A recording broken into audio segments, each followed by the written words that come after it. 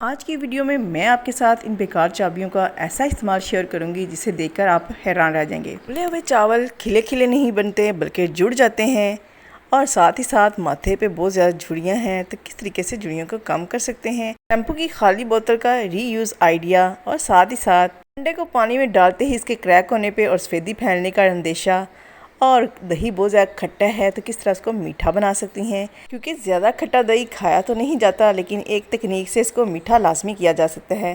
اور لیموں کے چھلکوں کو آپ کس طرح سپرے بوتل میں ڈال کے پورے گھر کو چمکا سکتی ہیں، اور بھی بہت زبردست ٹپس اینڈ ٹرکس ہیں، تو آپ نے ویڈیو کو فل دیکھنا ہے۔ بسم اللہ الرحمن الرحیم۔ السلام علیکم، میں ہوں شازیہ اور آپ دیکھ رہے ہیں شازیہ اویس۔ آج کی ٹپ نمبر 1 میں شیئر کر رہی ہوں کہ جیسے آپ چاول بوائل کرتے ہیں وہ بہت زیادہ جڑ جاتے ہیں، تو آپ نے چاول کو بوائل کرتے ہوئے اس میں 1 چمچ کے قریب گھی ڈال دینا ہے، اور چند قطرے اس میں آپ نے لیمن ڈال دینے ہیں، اور مزید ٹیسٹ کو بڑھانے کے لیے اس میں آپ نے تھوڑا سا نمک ڈال دینا ہے۔ اب آپ کے چاول کھلے کھلے بنیں گے، بہت ٹیسٹی بھی ہوں گے، تو لازمی آپ نے اس ٹپ کو ٹرائی کرنا ہے۔ اگر چہرے پہ بہت زیادہ پمپل تھے، پمپل ہو گئے ختم، لیکن اس کے نشانات ابھی بھی باقی ہیں، تو آپ نے 1 چمچ کے قریب ایلو ویرا جیل لے لینی ہے، اس میں چند قطرے لیمن کے ڈال دینے ہیں، اور ساتھ ہی 1 چمچ کے قریب آپ نے گلیسرین ڈال دینی ہے۔ اب ان تمام چیزوں کو مکس کر کے رات کے وقت آپ نے اپنے چہرے پہ لگانا ہے۔ آپ کو 1 ہفتے میں واضح فرق نظر آئے گا۔ شیمپو کی بوتلیں ہو گئی ہیں خالی، اور اس کو آپ کرنا چاہتے ہیں ری یوز۔ اس کو سینٹر سے آپ نے کچھ اس طریقے سے کٹ کرنا ہے۔ کٹ کرنے کے بعد آپ اس کو پینٹ کر لیں اور ریبن کے ساتھ ڈیکور کر لیں۔ ڈیکور کرنے کے بعد آپ اس کو کچن میں رکھیں، اس کے اندر تمام چمچ، کانٹے اور بھی بہت سی چیزیں آپ اس میں رکھ سکتی ہیں۔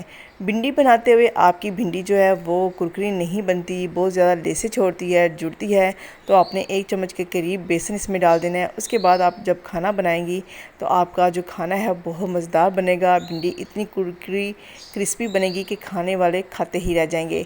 انڈا پانی میں ڈالتے ہی کریک ہو جاتا ہے اور اس کا سفیدی جو ہے باہر نکل آتی ہے، تو آپ نے انڈے کو بوائل کرتے ہوئے اس میں 1 چمچ کے قریب سرکہ ڈال دینا ہے۔ اب مزید سفیدی باہر نہیں نکلے گی، انڈا پراپر شیپ میں بوائل ہو جائے گا۔ اب 1 گلاس پانی لے لیں، اس کو فرائی پین میں ڈال کے بوائل کریں، اور اس میں آپ نے 1 عدد پیاز کو چوپ کر کے ڈال دینا ہے، سلائسز کی شکل میں ڈال دیں، اور ساتھ ہی 1 چمچ کے قریب آپ نے چائے والی پتی لے دینی ہے، 6 سے 7 عدد آپ نے کڑی پتہ اس میں ڈال دینا ہے۔ ان کو ڈال کے آپ نے اتنا بوائل کرنا ہے کہ آدھا گلاس پانی رہ جائے۔ اب اس تمام چیزوں کو بوائل کرنے کے بعد آپ نے چھان لینا ہے، اور چھانے ہوئے پانی کو آپ نے استعمال کرنا ہے کاٹن کی مدد سے، دور سے ٹپس تک اپنے بالوں پہ لگائیں۔ آپ کے بال گھنے، کالے، سیاہ اور موٹے ہو جائیں گے۔ اگر دہی جماتے ہوئے بہت زیادہ کھٹا جم گیا ہے تو آپ نے سمپل کیا کرنا ہے، اس جمے ہوئے دہی کے اندر ٹھنڈا آئس کیوب والا پانی ڈال دینا ہے۔ آپ نے تقریباً 5 سے 10 منٹ تک اس کو چھوڑ دینا ہے، اس کے بعد اس پانی کو نکال لینا ہے۔ جتنی بھی کھٹاس ہوگی وہ اس پانی کے ذریعے باہر نکل جائے گی اور دہی میٹھا ہو جائے گا۔ اگر لیموں کے چھلکے استعمال کے بعد آپ پھینک دیتی ہیں تو ان میں پانی ڈال کر 1 چمچ نمک اور 1 چمچ بیکنگ سوڈا ڈال کے اچھے سے بوائل کر لیں۔ ٹھنڈا ہونے پہ اس میں آپ ڈالیں ڈش واش اور ساتھ ہی تھوڑا سا سفید سرکہ۔ ان کو مکس کریں، اور مکس کرنے کے بعد شاور میں ڈال دیں۔ اس لیکوڈ سے آپ گھر کے تمام شیشے، فرش، ٹائل، واش روم اور کچن کے سنک اور برتن کو اچھی طرح سے دھو سکتی ہیں۔ اگر آپ کے پاس بھی گھر میں اس طرح بیکار چابیاں ہیں یا آپ استعمال میں نہیں لاتی، تو آپ ان بیکار چابیوں کو کس طرح ری یوز کر سکتی ہیں، ان سے فائدہ اٹھا سکتی ہیں۔ گھر میں بہت سے اس طرح کے ڈھکن ہوتے ہیں، جیسے جوسر جگ کا ڈھکن ہو گیا، فرائی پین کے ڈھکن ہو گئے، جو اندر سے صاف ہونے سے رہ جاتے ہیں۔ باہر سے جب ہم اس پہ اسکربر کرتے ہیں، واش کرتے ہیں تو بہت اچھے سے ہو جاتے ہیں، لیکن اندر جو ان کے چھپے ہوئے حصے یعنی کہ کنارے ہوتے ہیں، ان کے اندر سے میل کچیل نکالنا مشکل ہو جاتا ہے۔ تو آپ اس طرح کی چابیاں جو بیکار ہوتی ہیں، جن کے تالے گم ہو چکے ہیں یا خراب ہو گئے ہیں، تو آپ ان چابیوں کو سنبھال لیں، اور سنبھالنے کے بعد کوئی 1 چابی لیں اور اس کو آپ نے ٹیشو یا کپڑے کی مدد سے اس طرح لپیٹ لینا ہے۔ لپیٹنے کے بعد گھر کے جتنے بھی اس طرح کے ڈھکن ہیں، جوسر جگ کے ڈھکن ہیں، ان کو نکال لینا ہے، اور نکالنے کے بعد آپ نے ان کی مدد سے صاف کر لینا ہے۔ یہ بہت اچھے سے صاف ہو جاتے ہیں۔ اس کے علاوہ اگر آپ چاہیں تو فریج کی ربڑ جو ہوتی ہے اس کو صاف کرنا بھی مشکل ہوتا ہے، تو سیم اسی طریقے سے آپ چابی کے اوپر کپڑا چڑھائیں اور فریج کی ربڑ کو بھی صاف کر لیں، کیونکہ وہ چھوٹے چھوٹے کنارے ہوتے ہیں، ان کے اندر فنگر یا ہاتھ کی مدد سے آپ اس کی صفائی نہیں کر پاتی، تو آپ چابی کی مدد سے ان کو بہت اچھے سے چمکا سکتی ہیں، صاف کر سکتی ہیں۔ اور ساتھ ہی ساتھ میں یہاں یہ بھی بتاؤں گی کہ موبائل چارجنگ کرتے ہوئے اگر آپ کا موبائل بہت زیادہ ٹائم لے رہا ہے، کم سپیڈ میں چارج ہو رہا ہے، تو اس کو بھی صفائی کی ضرورت ہے۔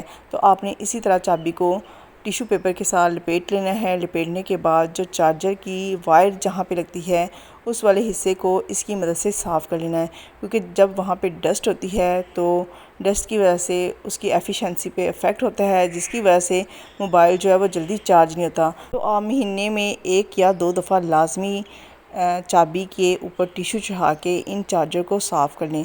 جب یہ اچھے سے صاف ہو جائیں گے، موبائل جو ہے وہ بہت جلدی چارج ہو جائے گا۔ جب تک میں ان چارجر کو صاف کر رہی ہوں، میری اپنی آڈینس سے ریکویسٹ ہے، اگر آپ میرے چینل پہ نئے ہیں اور آپ نے ابھی تک میرے چینل کو سبسکرائب نہیں کیا تو چینل کو سبسکرائب کرنے کے ساتھ ساتھ بیل آئیکن کو لازمی کلک کر دیں۔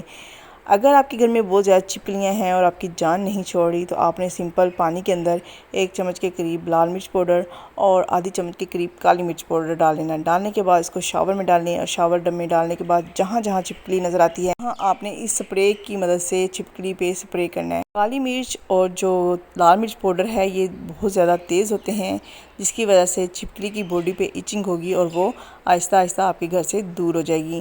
یہ ٹپ میری بہنوں اور بھائیوں دونوں کے لیے بہت مفید ہونے والی ہے۔ جب آپ بالوں کی کٹنگ کرتے ہیں یا شیونگ کرتے ہیں تو اس سے پہلے آپ نے واش بیسن کے اوپر شاپر چڑھا لینا ہے۔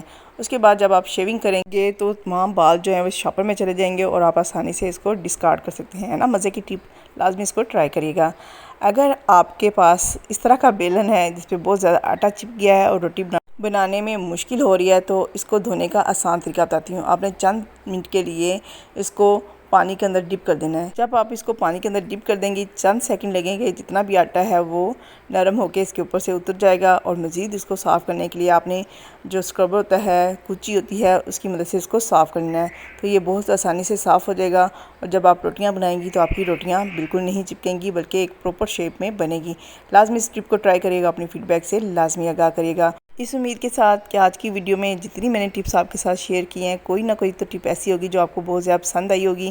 اگر کوئی ٹپ اچھی لگی ہے تو ویڈیو کو لائک کرنا، چینل کو سبسکرائب کرنا مت بھولیے گا، اور ساتھ ہی ساتھ بیل آئیکن کو بھی ہٹ کر دیں تاکہ آپ کو آنے والی ویڈیو کے نوٹیفیکیشن ملتے رہیں اور آپ ٹائملی مجھ سے نئی اور یونیک چیزیں سیکھتے رہیں، اور ساتھ ہی ساتھ میری یوٹیوب فیملی کا آپ بھی حصہ بن جائیں۔ اگلی ویڈیو میں ملتے ہیں نئی ٹپس اینڈ ٹرکس کے ساتھ، تب تک میں چاہوں گی آپ سے اجازت اس دعا کے ساتھ کہ خوش رہیں اور خوشیاں بانٹتے رہیں۔ ٹاٹا تے بائے بائے۔